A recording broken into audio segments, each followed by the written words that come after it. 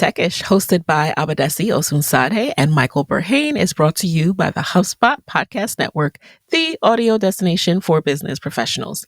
Now, this is a podcast by two millennials talking about all things tech, pop culture, and life. I recently checked out their AI special episode where they talked about if ChatGPT is a job killer, predictions, and so much more. And like all of us, I'm still learning how to best leverage AI, so I found this episode really enlightening, and I think you might too. So listen to Tech-ish wherever you get your podcasts. You're listening to Side Hustle Pro, the podcast that teaches you to build and grow your side hustle from passion project to profitable business. And I'm your host, Nichelle Matthews-Okome. So let's get started.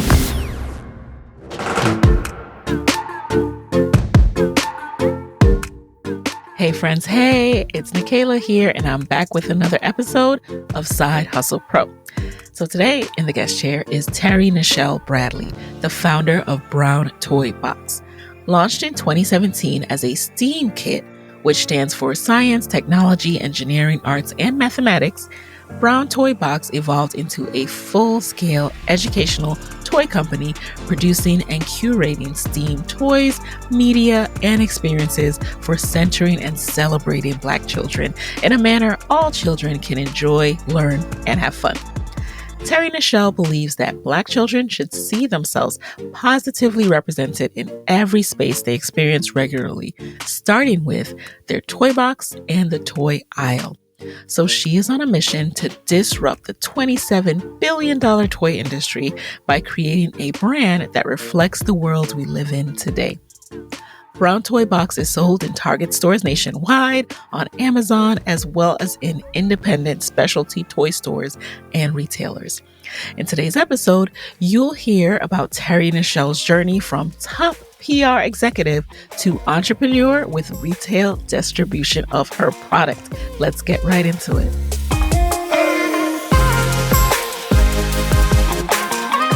Hello, Terri. Welcome to the guest chair. Thank you. Thank you for having me. I'm very excited to have you. I've never had anyone, who's created something like you have, and I'm really excited about it. I was excited when I discovered that it exists, so I had to find out more about the person who created it. So tell me a little bit about your background. I know that you had a consultancy at some point, but how did you get to that point? What was your education experience and so forth? Yeah, so my background is in communications. So I had been working in every aspect of public relations. So I started my career as a publicist or a junior publicist for Sesame Street Live. Oh, wow. And, yeah, so I was doing the promotions for Cookie Monster and Bert and Ernie whenever they would go into different markets and that kind of thing. Hooking up Big Bird with like weather show appearances, that kind of thing, Get out. So I started my career there. And so I always say I did everything in PR with the exception of consumer and investor relations. So I did corp comm, crisis, all of those kind of, much more corporate kind of things, but never did a lot of consumer PR. And I got to a place where, so we're going to go in early. So I got to a place where, go all the way in. Listen, I had turned 40 and I was in this kind of funky place, right? I was like, is this what I want to be doing for the rest of my life, right? Right. And then I was going through a really nasty divorce. And I was at that point working in crisis communication for the largest PR agency, largest global PR agency, Edelman, I'll just say it. And I wasn't happy. And, but I also knew that as I was going through this divorce, I couldn't travel in the way that I was traveling for crisis. Crisis, if there's an issue, you have to go, right? And I knew that I wouldn't be able to do that. And so at that point in my career too, I was I knew I wasn't happy, but I just couldn't put my finger on all the things because I wasn't happy in any aspect of my life, right? So I was going through this divorce. I wasn't happy with my church. I wasn't happy. I was like, not the church too. Yes, the church too, right? All of it. I mean, I just felt like, and I talk about it all the time, I felt like I was living this facade, right? So everything looks really great on paper. I was the highest ranking Black executive in the Atlanta office in this PR agency. had this marriage, had kids, active in my church, all those things, but it all was just a really big facade. And so, because I just was miserable. And so I think, God starts dealing with you, right? And he's like, look, if you don't move some things, I'll move some things for you.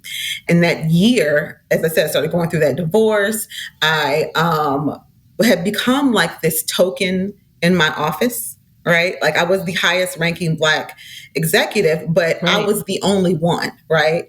And that so never at feels that good. point, and it never feels good. And at that point, people weren't talking about being an introvert, right? And I was an introvert. And in PR agencies, oftentimes it's about the extroverts and the biggest personalities and the loudest in the room. And in a lot of offices, brainstorming sessions. Right. And introverts, we don't brainstorm like that, right? We need to go back in our office, shut the door, and really get think. Some quiet right? time. Have some quiet time. And I'm gonna give you something great, but you gotta let me have a moment, right? Right. And so it just came to a point where I was like, I gotta do something different, right? And so I had a true mountaintop moment. I was going around, there's a mountain here in Georgia, Stone Mountain. And so I was dragging myself around that, trying to get fit. Still hasn't worked, but working on it. It's a journey. And I was asking God, to show me my purpose. Yes. And this is how this all came to be. But before I got to Brown Toy Box, I did do that consulting because I was like, if you're going to have me be the token Black PR girl, I might as well do it for myself and do it in a way that's authentic and do it in a way that feels good to my spirit and leaves my community better than how I found it. And so I started working with, Fortune 500 brands on some of their issues around diversity and inclusion. What did it take for you to go out on your own, though? Because I know that wasn't easy. Even though you had the skills to now approach clients and let people know what you're doing, how did you go about actually exiting and starting? What was the transition period? How long did it take you to get ramped up? So because I live in a spirit of full transparency, I got fired. Okay. I got fired. So I was going through this divorce and it was tumultuous, right? And that's not a bad thing, by the way. I said okay because I wasn't expecting that level of transparency, but right? I appreciate it. Shout out to getting fired and getting pushed out sometimes into your purpose. Exactly, because remember what I said was God says if you don't do it for yourself, I'll do it for you, right? Yes. And I mean, at that point in my career, though, I would sit in my car in the parking deck and cry before it was time to go in. Or on Sunday nights, I would have that feeling in my stomach. I was like, God, I just don't want to go. Right. And so I just could not perform. And I just felt I was being crushed under this weight of like the tokenism of being like, they started diversifying, but from the bottom. So everybody in the office wanted to, use me as their mentor. And I was like, y'all, my life is falling apart. I cannot do this right now, right? And so I got fired. But the funny thing is, as I was going, I'll never forget this, as I was going down the elevator with my box in hand, I was not sad. I was not scared. I just felt relief, right? So it was almost that thing where you have to be, again, God's like, look, either you go listen to this whisper or I'm going to make it real loud and plain for you. And that's exactly what happened. And so it took me, a little while. I was like, girl, you have all the context. You have all the relationships. You were you brought the sauce, right? Yeah. And so I immediately started doing consulting. I think I also realized, and I was just talking to one of my girlfriends about this earlier this week, I'm not a great employee. Right? Like, I'm just not. I mean, like, sometimes I think, to that. I'm like, I always put in, like, when I would put in, like, vacation notices, I'm just letting I'm going to be out. Like, it wasn't really a request. I'm not asking you. I'm just letting I'm not going to be here next Thursday. Now, whatever you need to do, I didn't give you a heads up, right? Right. And so it's like, but the funny thing is now as a business owner, I'm like, I wish somebody would just put, that kind of thing, right?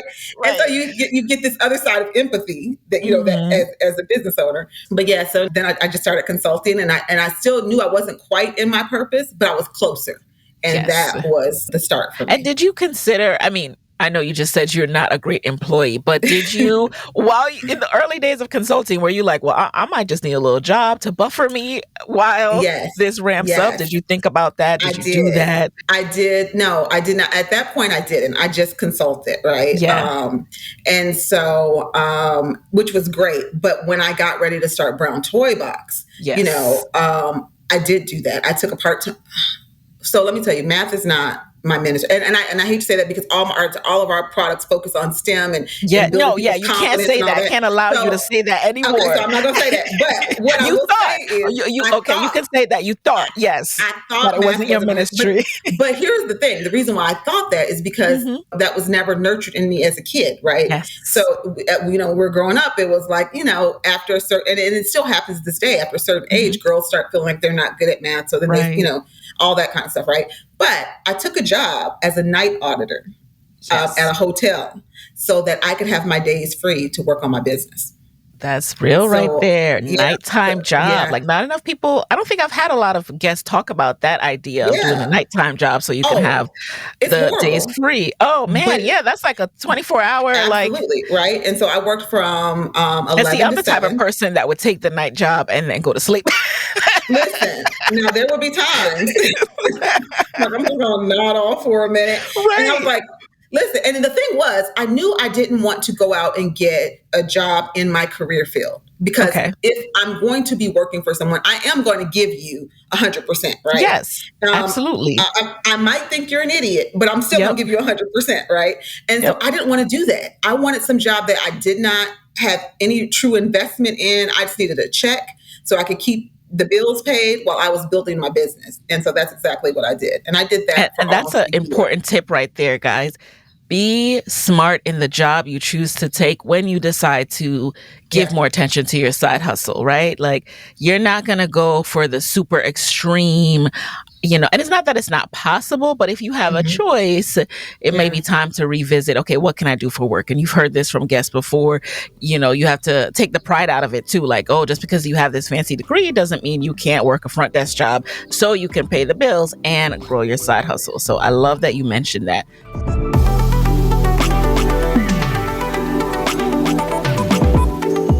So tell us Man. about how the idea for Brown Toy Box came to be. So, I kind of talked about that mountaintop moment that I had when I asked God to show me my purpose. And Yes. what I heard back was, look at your life, right? Mm. So I started reflecting back on all these different occurrences in my life. So I'm a child of the 70s. And I was raised in St. Paul, Minnesota in the 70s, right? Not a whole lot of diversity. But my mother, with her 10th grade education, was probably the smartest woman I knew. And I did not realize that at the time because, of course, you always, you never give your mother credit when, you're a kid, right? Yes. And so she and my father made sure that we had all these examples of positive representation around us, right? Hmm. They want, my mom was the mom that would like color our Barbies in brown with a Sharpie, right? She would make sure that we had Ebony and Jet magazines in the house. And while she hadn't attained that level of success, like career success, right? She wanted to make sure that we saw it and that we knew that it was possible. Right. And so that was probably when I think about Brown Toy Box, I think about that moment. And then I think about fast forwarding when I became a mom myself, how just like she did, I would drive around looking for toys, books, games, all the things that positively represented, my children. Right. And, very just normal things like window clings. Like, people take that for granted. Like, I want holiday window clings that have Black children on it. Right. Hmm. And I could never find it. And now we make them. And so, it was born out of a need for making sure that our children saw themselves positively represented. But also, for me, Brown Toy Box is a mission-driven business, right? Yes. We're trying to disrupt generational poverty, right? And it goes back to what I kind of talked about math, right? So that thought of that seed that was planted, like you're not good at math, and then that goes Right. with you but what if that seed was planted that you're great at math? Right. So then that would impact the majors the courses that I took and the major that I Right. took in college Right. and then that career field. Right. I do believe everything happens for a reason. I'm exactly where I'm supposed to be. But I want to make sure that Black and brown children see themselves represented in STEAM, because we put the arts in there. Right. Yes. And Yes. that they know that they really can be anything that they want to be, but they also have they build their confidence exploring those different STEAM themes Of and those course. STEAM industries. And so getting them early and giving them recurring exposure was super important to me. I love that. And, I can intimately relate now that I'm a mom. And I Mhm. think one of the things you said really resonates with me, which is what if a different seed was planted? And it doesn't even have to be the seed that you're great at something, but it can be the seed of you can do hard things, you can learn, you can get better. Because I think that is the common misconception. And even I fell victim to it as well when I was growing up. There's this misconception that people who are good at something, oh, they're just smart. As if they came out the womb knowing algebra. As if they came out the womb knowing physics. No. You can get better. You would be surprised at what I didn't realize. You'd be surprised at how many people are doing extra tutoring, after school, on the weekends. Their parents are putting them in everything. So that's why these resources are so important. Like, people are not just born chemists and physicists. Okay? Absolutely. So let's talk about that. And they're not born with the confidence to explore it either, right? Exactly. The confidence is huge. That confidence is huge. So I was talking to some folks. I'm very active in the STEM community. And one of the things that we hear often is, first of all, what we know for sure are Black STEM majors have the highest percentage of dropping out of that major, right? Because they're not getting that support. But even when Blacks then go into STEM careers, what I've been told by friends at Google and at Facebook and some of these other tech companies is that they still don't have that confidence to just kind of jump in there with their ideas or jump in there with this, because they don't want to be wrong publicly, right? Because they think that they're going to affirm what other people are thinking of them. Hello, that's a huge issue, and I've seen it firsthand myself. Absolutely. And so what if, though, I always say, my goal in life is to have the confidence of a mediocre white man. That is my goal in life, right? Because what if you could walk in a room and just be like, I am that girl, I am that guy, right? And this is my idea, and whether it's good or not, then if it's not, then you throw out another one, right? But the fact that we're so afraid to be wrong, and that starts in childhood, right? And so we want kids to really be able to test and explore, right? Because what we say is you never know is what's going to, activate a child's imagination and make sure that they're, they get an opportunity to explore these different things, right? And to be able to try and test and fail and succeed. And, I've learned so much more from my losses than my wins. Oh, me too. Yeah. The wins are okay. The mindset piece is so key. So that's why this exposure is so helpful too. Like, the confidence starts with the freedom and ability to explore and test and realize that's okay. And then as you explore and test, you're going to get things wrong, and to also realize that's okay. All right, that's part of the process. That is so important.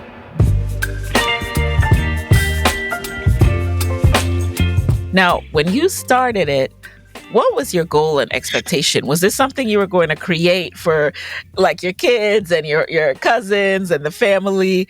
What was your initial thought process with that? When I started Brown Toy Box, we started as a subscription box. And I don't know if you remember, but there was a boom of subscription boxes. Oh, yes. And so I was like, I'm going to have this hot subscription box, and I'm going to have this in it. I'm going to do this, and I'm going to have... Everybody thought it was so easy. Everybody thought it was easy. When I tell you I could not wait to get out the subscription box business, oh my goodness, like war stories. And then I wanted to have where I only source from, Black makers and creators and self-published authors, and all that was great idea. But then when you get into the business, it's right. But when we first started, we were just in our dining room, folding, putting the boxes together, putting stuff in there. I had no business acumen whatsoever, right? I could talk about what we were doing. I mean, I would be like, this is so cute. And everything came with like a book on a Black trailblazer, a hands-on activity, and then one other fun thing to reinforce the theme, right? Which is kind of what is in our STEAM kits now, but it's just our IP. But I just did not look at cost, right? Mm-hmm. I didn't look at the seasonality, where people are going to, because I launched in October, and I thought, oh, wow, everybody's buying all this. It's because it was for Christmas. Right. Mm-hmm. But you don't think about what happens after Christmas, when you have a children's product, right? Because people aren't buying a lot of toys and games. And even though these were educational, they're not doing a lot of that in January, February, March. Right. And so I just didn't have any business acumen. So I launched in October, shut down in June. Right. You shut down. I had to shut down. I had to send a letter to all my subscribers, which was probably, I don't even remember how many it was. But I said, listen, until I can get some type of capital injection here, I've got to push pause. The truth was, which I didn't even realize at the time, it wasn't just capital that I needed. I needed business acumen. That's when I started in this journey of incubators and accelerators and all those different things, because I was like, whatever I'm lacking, Yes. I need to make sure that I'm addressing, right? Whatever those gaps are, I should address. Gaps were you addressing? What specific things have you learned in those incubators that were helpful? So what I will say, most incubators, the most you get out of them is community, right? So but that community is valuable. So I don't discount that. That's really important. But the most you typically get out of those is a great community. But there were things like really understanding, my why, right? Like how that. So that was the easy part. But then it was like the tough stuff, like getting your financials, understanding your margins, understanding your customer, right? The customer discovery process. All of those things were really, really important. And so making sure you have the right legal structure, right? Oh, yes. When I first started, I was commingling money like crazy, right? Like we all do that. We're like, we're right, a little bit out of it. I need to, exactly. It's my money. They don't know that's the business money, right? And so, pay yourself and then use that money. But there were so many things I just did not know, right? And I did not have the mentors or the advisors at that time to tell me different. Like I was just going off a gut, and my gut was wrong. And so, but what I knew was I felt like when I had that mountaintop moment, this was given to me as my assignment, right? So I said, well, God's not going to give me the vision without the provision.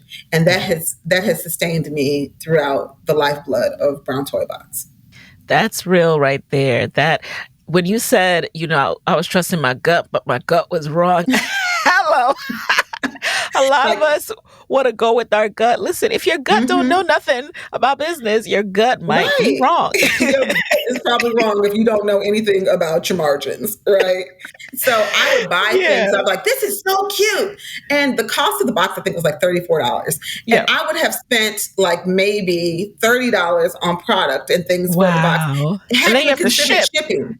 Right. Hadn't considered shipping. My first year, my first year, I did not put on my website a cutoff date for Christmas. Yes. Right. And so I was shipping things like on the 20th, like today, so that it would get there in time for Christmas. So I would spend like $100 on a package that I was only going to make $34 on. So it just wasn't sustainable. So I did the incubator accelerator, and then I came back and I was in a much stronger position. And then, later on I was able to evolve into an actual toy company.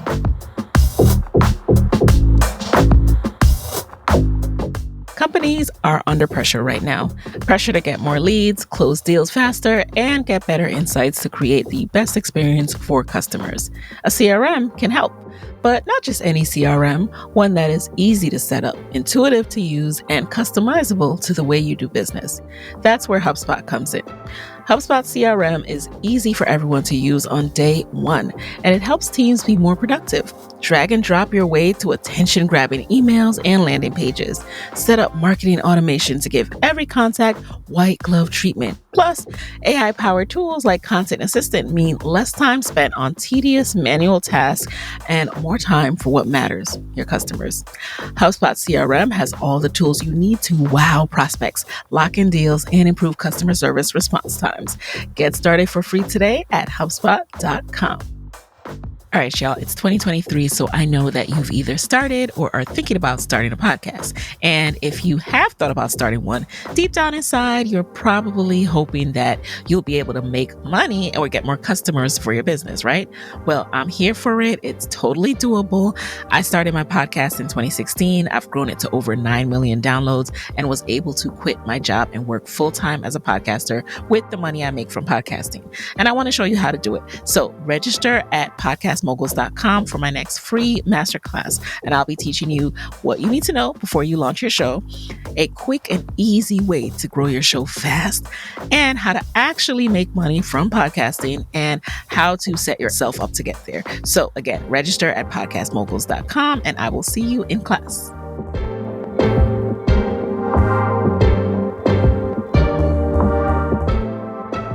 And then besides the shipping, what were some other challenges about the subscription box industry itself that made you just want to get out of it? Yeah, so it's a volume business. That's the thing about subscription box. It is a volume business, right? And so as you're trying to get your subscribers up, right? Like you're still paying, the price per unit is a lot higher because you're not ordering the volume to get that cost down, right? So it was that. It was, there's no grace given to I'm just going to be frank. There's no grace given to Black entrepreneurs, right? Yes. And so I think where we give grace, like, let Gucci do something, we'll still go buy Gucci. You let us do something that I was trying to support a Black business, right? So I was like, okay. This is why. Right, exactly. And so I was operating out of fear, right? Like I didn't want anybody to come for me on social media. I didn't want this, I didn't want that. And so there were all these, there was a lot of challenges. Now remember, I wanted to have a two-sided social mission. The other part of that was making sure that I was sourcing from, self-published Black authors and creators and that kind of stuff. Well, they also had volume issues too, right? So they would commit to, a number of orders or something like that, but then couldn't produce the volume. And then of course, my customers don't know that. They're just saying, I didn't fulfill, right? And so it just became it was very clear to me very early that I did not want to be in the subscription box business. Right. And that I would have to, I still wanted to do what I was doing, right? I still wanted to make sure that kids had books on Black trailblazers, that they had the STEM materials, all that, but I wanted to do it in a different way. And it was during the pandemic that we were able to evolve into a toy company. Isn't it funny how much clarity the pandemic provided? There's so much trauma and PTSD that we still have to unpack from it. But at the same time, because we all had to pivot, these new and a lot of times new and improved ideas came from it. So that's really amazing. Before we jump into how it shifted, though, I want to pause and, really highlight something you said. I used to work for a fashion retailer that did drop shipping, and I intimately remember I worked on the customer service side and social media marketing side. Well, as a social media marketer, I faced the customers, I should say. I wasn't trying to be in customer service. And that is when I learned that you can have a sale and you can promise people that you'll get them stuff, but then a brand might short ship you. So if any of you guys are thinking about starting a subscription program, what Terri is referring to is people will promise you things, and for whatever reason, maybe units got damaged or they just, underproduced, but you will get short shipped and you have to figure out, what am I going to do? How am I going to explain that to the customer? And it happens all the time. It's not a one-off. So be prepared for that in that business.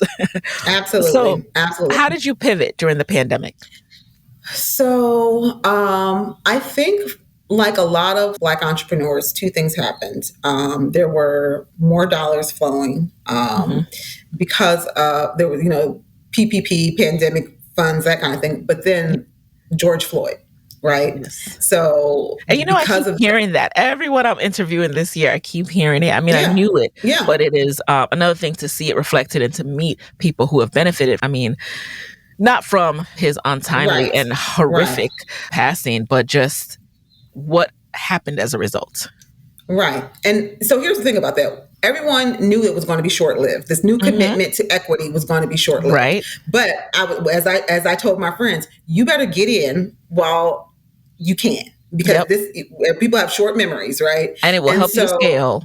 And it will help you to scale. And that's exactly what happened. And so for us, during the pandemic, we had been, part of our business, we sell to schools, right? We test in schools and we sell to schools.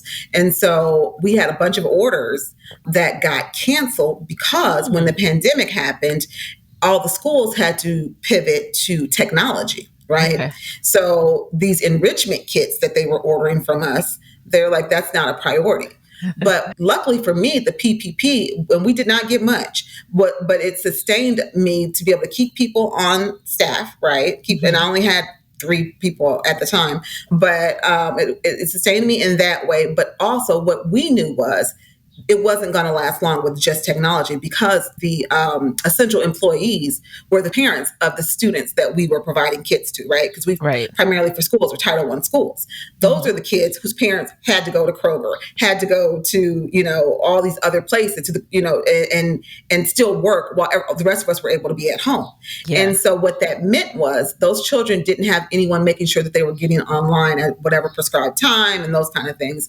And so by that September of 20, we had a bunch of schools come back to us and say, we need these enrichment kits. Yeah. And between PPP, some capital dollars that started flowing a little bit easier after the murder of George Floyd, and then these school contracts, we were able to then create our own products, right? So to go in production and prototype and all those kind of things. And then we got our Target deal.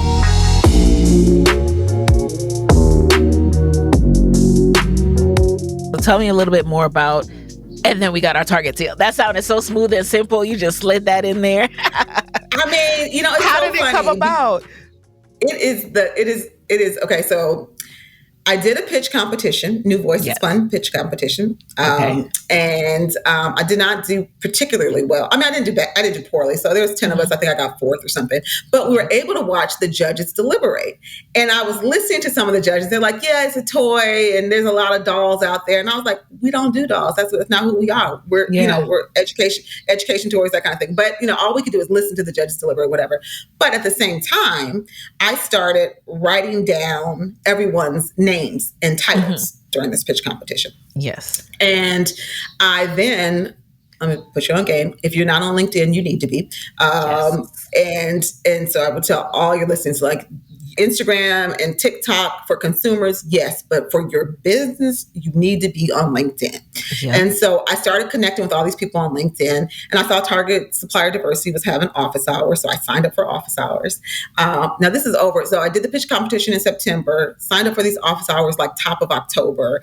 And so great conversation. Like maybe 3 weeks later, somebody from Supplier Diversity reached back out to me like, hey, that was a great conversation we had. I want you to talk to my boss.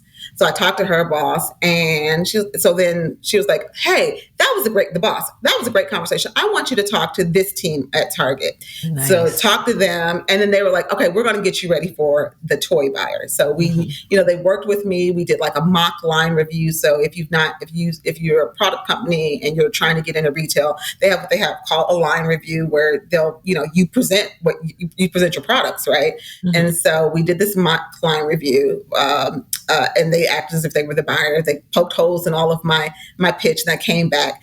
And then so we had a date to pitch the buyer January. And I'll never forget this. So we pitched January 4th. Now the team that was prepping me, they're like, listen, you're probably not going to get in, but take all the information that she gives you, and then you'll be able to probably pitch again in, I don't know, probably like 7 to 8 months. But this is a great opportunity for you to get all the information, right?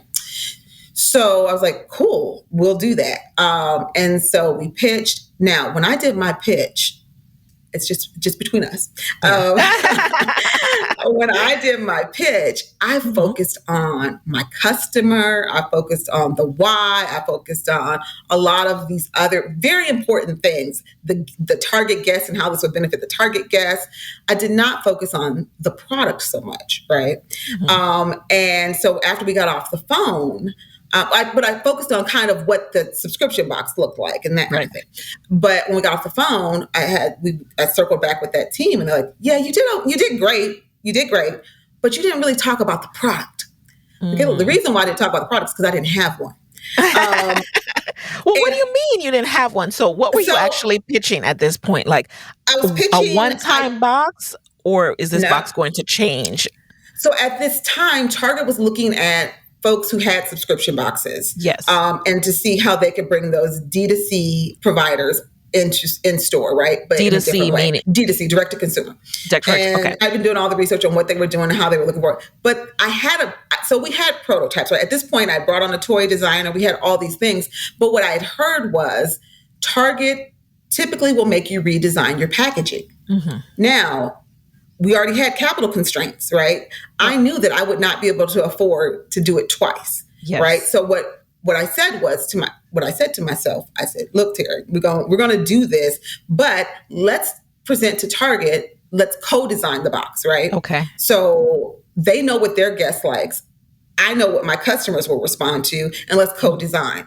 And they were really open to that. And so that's really what I had. So we had all the elements. We just hadn't produced the things. I shouldn't say that we didn't have a product. We hadn't produced it yet. Right. Got it. And so I pitched Target, pitched the buyer, explained, really went through why this was important, how it would be disruptive, why it's important to have it in the educational choice section. I stress we are not a doll brand. We are doing like these STEAM kits. We're doing these kind of things.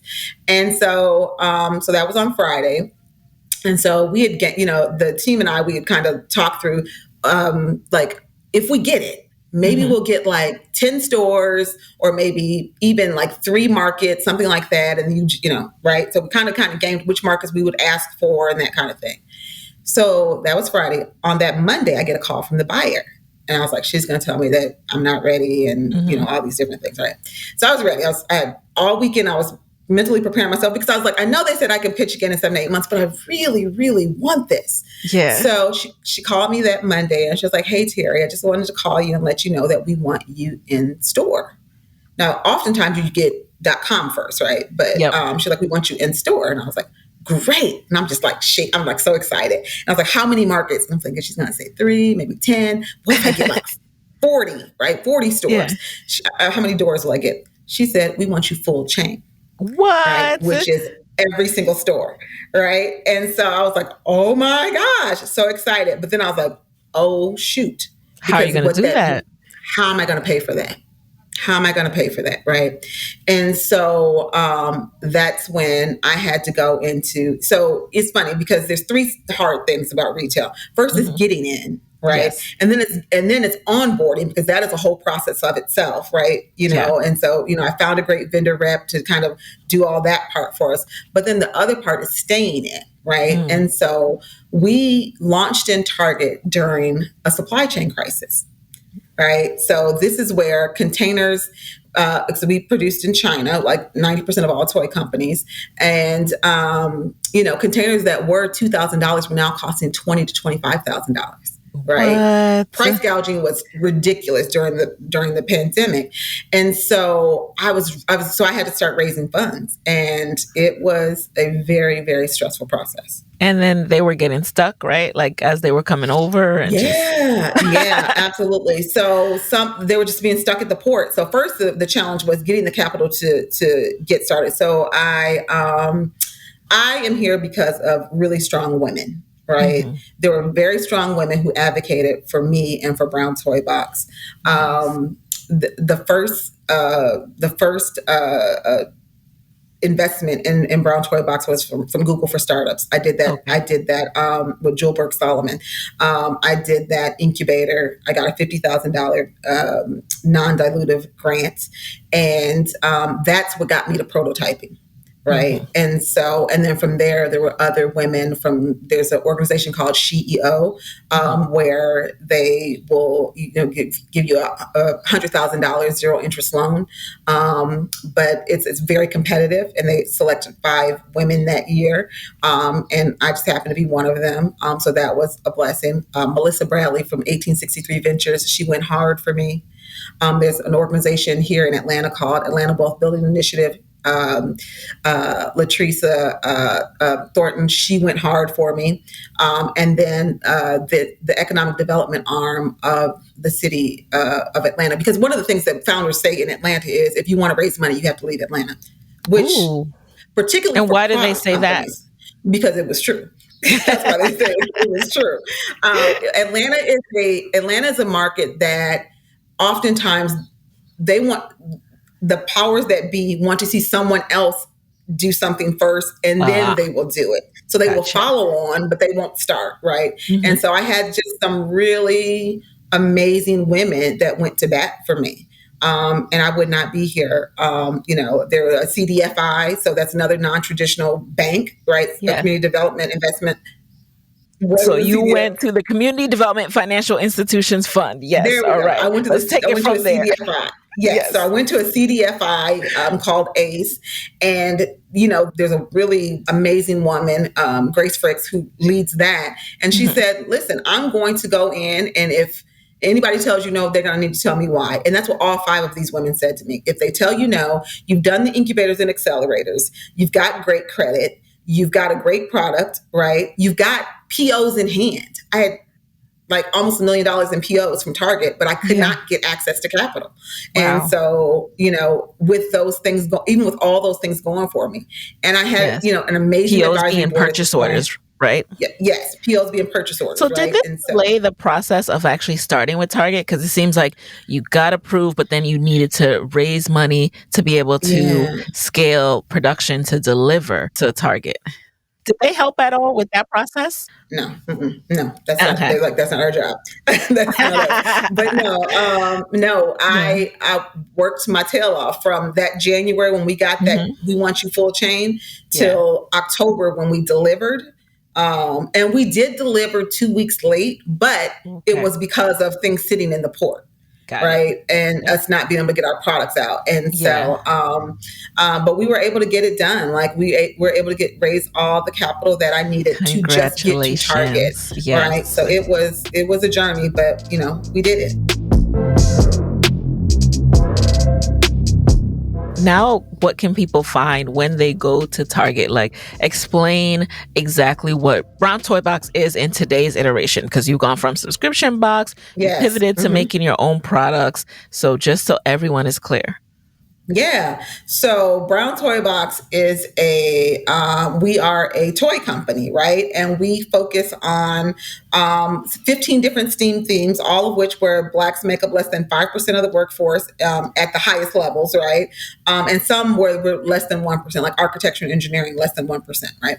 And so we do it in a way that is purposeful, that is fun, and culturally affirming, right? So in each of our kits, so we've got STEAM kits, we've got giant puzzles, we've got books, we now have plush. And so we've got about 70 SKUs now.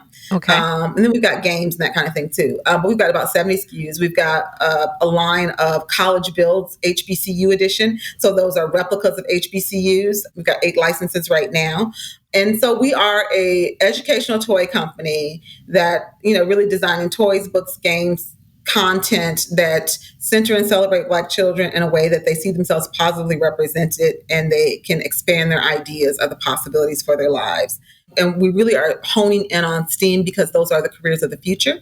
And we see what's happening with AI now. We see what's happening in these jobs are being eliminated like crazy. So if we don't prepare our children to explore these STEAM pathways now, then they're going to be locked out of economic mobility. Right. Absolutely. And that's what for me, I'm like, not on my watch. And so,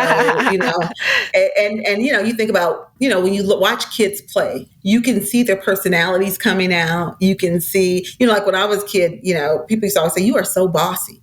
But now I know I was just showing leadership qualities. You were. I was just and that's it right leader. There. That's what we have to emphasize. Right. And we've got to turn those negative connotations of these different things into very positive things, right? But we watch, you watch kids play and you see them learning, you see them testing, you see them exploring. And for all of it is about building their confidence to do it all, right? Yes. And there's so much science about play-based learning. And so we leverage that. We test heavily in schools.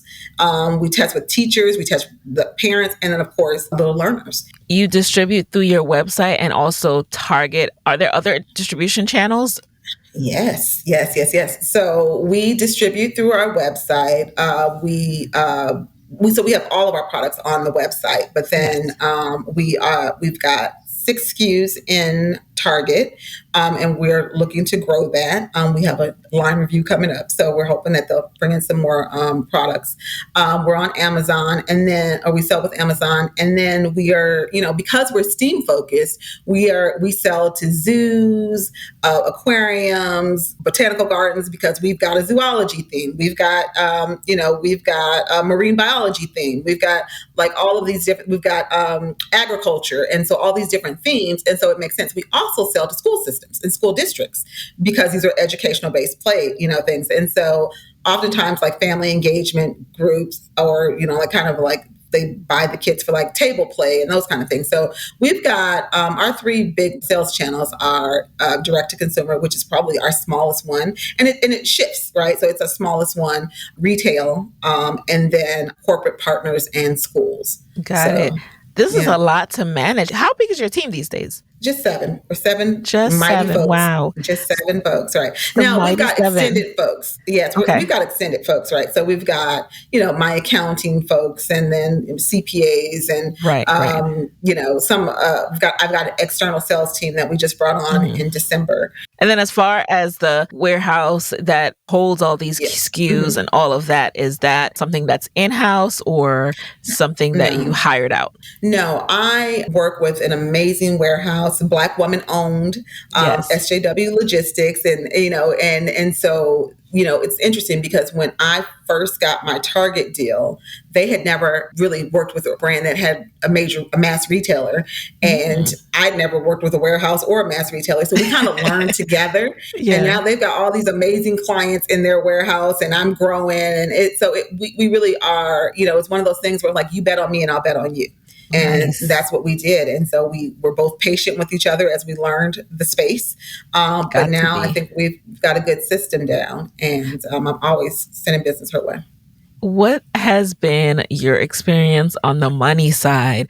When we first started learning about Brown Toy Box, you said you were working a night job, right, to pay the bills. So, what's been your experience with finally being able to leave, pay yourself, make profit? How has that been? Yeah. So, I think what entrepreneurs should know is there will be times when you have to take yourself off a payroll so you can pay your team, right? And that's real. And so what entrepreneurship looks like on Instagram is not what it looks like in the real world, right? And so it's been a journey, It's not like you will not be on a yacht anytime soon, right? But it's been a journey. It's been amazing. The fact that I'm able, I'm very proud, when I say it's just seven, I'm so proud that I'm able to support seven people's lives and their, and their families and their mortgages and their dance classes and all those things for their children. So 7 people, but we grow every year, right? And so I'm able to do more every year. And this year, so what happened? So I'll tell you what happened after 2020. So for 2021, so we went into Target October 2021, and then 2022 happened. So remember, there was like all of this stuff at the port, and then in January 2022, all the retailers announced, hey, we've got way too much inventory, because first it was stuck and nobody could find anything. And then it all came in at once. So they cut some of the orders. Weren't like, we're not reordering anything right now because we've got excess inventory. And that was across the board. And so of course that hurt our bottom line, but what it also was a lesson, right? So we talked about you win, you lose, you learn, right? And so what I learned was we could not be a single retail company. So when you asked me about like, where else are we? It was so important to me that we diversify our retail channels, because that could happen, right? Like you can think that you're going to have this huge order, but a global supply chain crisis can happen, or or a store could file bankruptcy, and then you're stuck. And so I was on a mission in 2022 to grow our sales channels, and so that has been instrumental. So big box retailers, you get a PO, you deliver. I had great terms with Target. Has been phenomenal to work with, but I deliver and then they pay out, net whatever, right? Yep. And so that's how that works. But when you work with these smaller specialty retailers, it's more of a cash flow business, right? So we wanted to have a better mix of mass retailers and the specialty retailers, because those pay out more frequently. Okay. They're much smaller orders, but they keep the engines going. And then of course, the schools as well. So there's different seasons for each parts of our business. Understanding that need to diversify is really important. And it's not saying stretch yourself and try to do everything and then, fall short for everyone, but slowly start to think of, okay, where else can we be and how can we make it happen? Because some of the bigger contracts will be amazing numbers, but they might take longer to pay, or like you said, they might pause, cancel, all this other stuff. So I absolutely relate to that.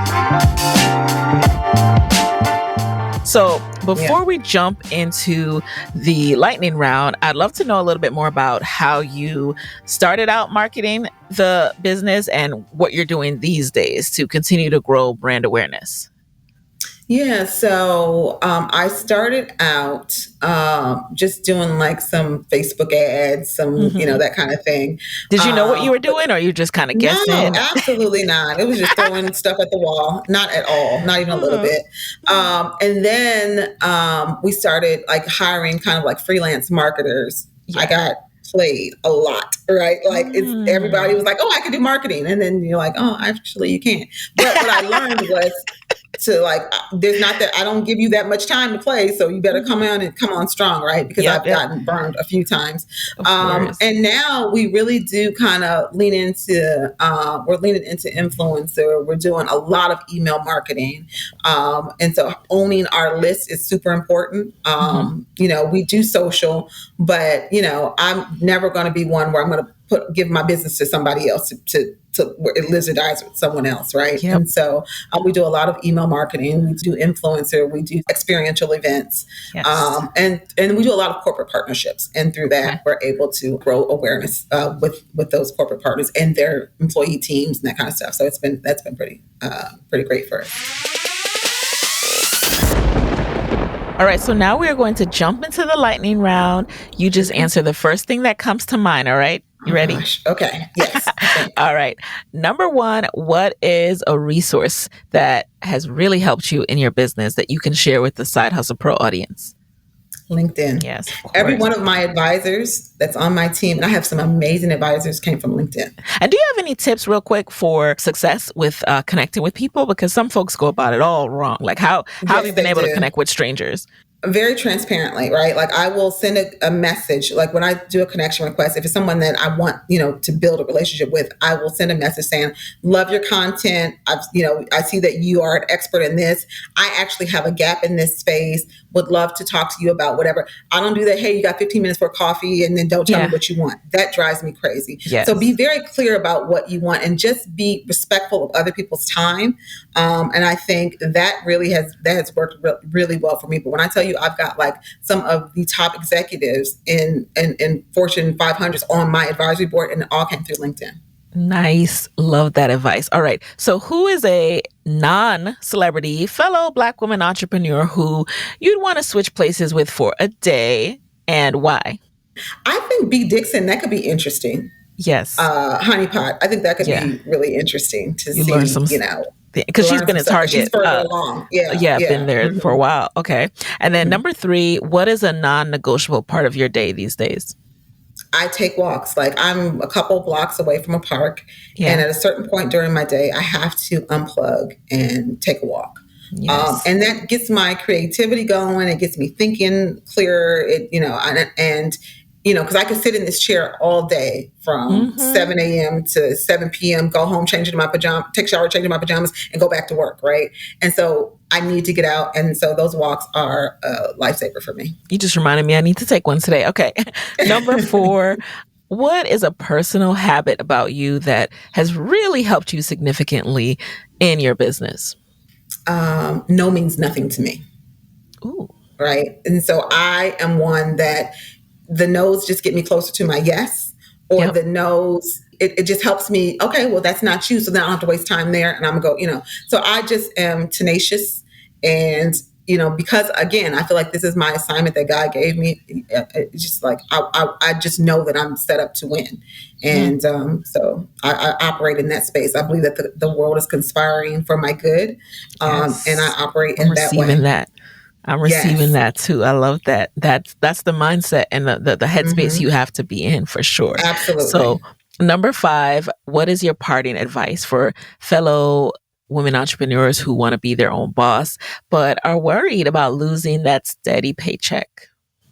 It's scary, right? You have to acknowledge that it is scary. It is very Yeah. real. When we first started, it was very lean, and my kids were like, "Mom, it's your turn. You have sacrificed so much for us. We're not going to have the vacations. We're not going to have and you have to know that there will be some sacrifice." I think it does people a disservice to make them think that it's going to be glamorous from the jump. Like, it's not glamorous now, and I do some great things. Yep. But I think it is, just know that there will be sacrifice, but with that sacrifice will come great reward. Yes. You have to stay the course. You have to filter out advice. You cannot take advice from everyone, or you could take a piece here, a piece there. But if you let too many people pour into you, you're going to always be chasing all these different things, and you'll never, really be centered. You have to have a North Star. You have to know exactly where you're trying to go. Yes.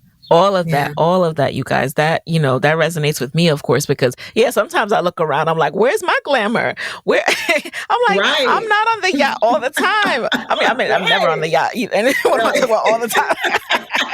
It's delayed gratification. And it's something me and my husband talk about, because we just have to really be each other's center and remember what we are working towards. And it's okay if it's not now, because the world of Instagram out there will have you seeing people posting things and thinking that's the reward and that's the goal. And that's not really your why oftentimes. So you have to really go back to that. And so I love that you mentioned that. Real. And it's not real. Right? It's also not real. Yeah. Yes, but there's that as well. So where can people connect with you and Brown Toy Box after this episode? So we are at Brown Toy Box on all social media. And then I am Terri-Nichelle Bradley on LinkedIn. So all right. You're going to see those LinkedIn requests now. And make sure y'all come correct. All right. She told you how to come. Yes. All right. Don't ask her for no coffee chat. Okay. Just come on. Just connect first. All right. Okay. Well, Terri, thank you so much for being in the guest chair. This was life-giving. This was soul-filling. And I'm so glad to have you here. And I hope everyone goes out and gets Brown Toy Box. And, let's definitely stay connected. So with that, you guys, I'll talk to you next week. And there you have it. Hey guys, thanks for listening to Side Hustle Pro. If you like the show, be sure to subscribe, rate, and review on Apple Podcasts. It helps other side hustlers just like you to find the show. And if you want to hear more from me, you can follow me on Instagram at Side Hustle Pro. Plus, sign up for my 6-bullet Saturday newsletter at sidehustlepro.co/newsletter.